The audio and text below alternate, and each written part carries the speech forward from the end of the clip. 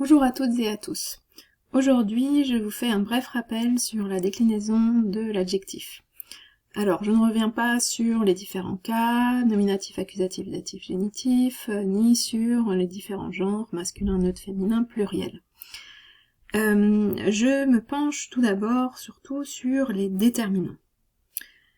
Celui qu'on donne couramment en exemple, c'est l'article défini.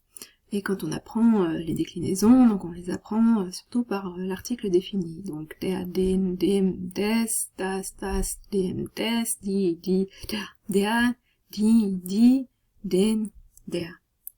Mais on peut décliner autre chose que l'article défini. On peut également décliner le démonstratif, qui va du coup se former de la même façon, se décliner de la même façon que l'article. On peut avoir en déterminant un article indéfini, ein, un possessif, mein, mais qui va fonctionner également de la même façon avec dein, sein, ihr, etc. Et la négation, kein. La plupart du temps, le déterminant porte ce qu'on appelle une marque. Donc c'est ce que j'ai mis ici en rouge. Donc vous connaissez, en fait, cette marque-là, c'est la dernière lettre, en fait, de l'article défini. Donc der, c'est surtout R qui compte. Das, c'est surtout S. Parce que c'est ça, en fait, qu'on va pouvoir reporter sur d'autres déterminants. Donc ici, par exemple, ou ici, voilà. Et pour, donc, dieser se comportera comme der, en reprenant sa marque. Et parfois, le déterminant ne porte pas de marque. C'est le cas, par exemple, au nominatif masculin, ein, mais aussi mein et kein, qui fonctionnent pareil, n'ont pas cette marque rouge. Et au pluriel, il n'y a également pas d'article indéfini en allemand, sachant qu'en français, par exemple, on a un, et au pluriel, on a des. En allemand, ein n'a pour ainsi dire pas de pluriel, puisqu'en fait, c'est l'absence de déterminant qui permet de traduire des. Donc, nette Kinder, sans rien devant, ça veut dire des gentils enfants. Penchons-nous à présent sur l'adjectif et sa déclinaison. En rouge, sur le déterminant, je vous ai dit qu'il y avait la marque. On l'appelle marque forte. Et quand le déterminant prend la marque forte, donc c'est le cas partout dans le tableau, sauf là où c'est surligné en gris.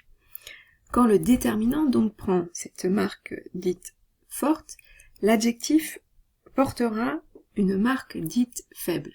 C'est ici en vert, et partout ailleurs en vert. Donc en vert, c'est ce qu'on appelle la marque dite faible. Dans ce cas-là, donc quand le déterminant est marqué, avec la marque forte, on aura partout sur l'adjectif, s'il y en a, en. Sauf dans les cases que j'ai ici marquées en bleu, où on n'aura pas en, mais e. Donc dans la plupart des cas, quand le déterminant porte la marque, eh bien l'adjectif, lui, sera décliné en en. Dans la plupart des cas. Sauf, ici, au nominatif masculin, neutre, féminin, et à l'accusatif neutre et féminin, où on n'aura pas en, mais e. Alors, que faire par contre dans le cas où le déterminant n'est pas marqué? Eh bien, c'est sur l'adjectif, quand il y en a un, que se reporte la marque dite forte. Donc ici, j'ai pas la marque R du masculin, mais j'ai un adjectif, donc je vais pouvoir reporter cette marque que je n'ai pas pu mettre ici sur l'adjectif. Donc ça devient ein netter Mann, mein netter Mann, kein netter Mann. Et ici, même chose au neutre. J'ai pas pu placer le S, puisque je suis en présence d'un déterminant qui n'est pas marqué, je suis nominatif neutre, eh bien je dois le faire figurer sur l'adjectif. Et il n'y aura pas du tout de marque faible dans ce cas-là, mais c'est pas grave. Même chose au pluriel, nette Kinder, des enfants gentils. Là, j'ai pas le EN traditionnellement que je mets sur l'adjectif au pluriel, puisqu'il me fallait prioritairement placer une marque dite forte. Voilà, j'espère que c'est plus clair à présent. Ce qu'il faut retenir, c'est d'une part que l'adjectif, la plupart du temps, il faut lui mettre EN, sauf ici, dans ce qu'on appelle la casserole, où il faudra mettre E.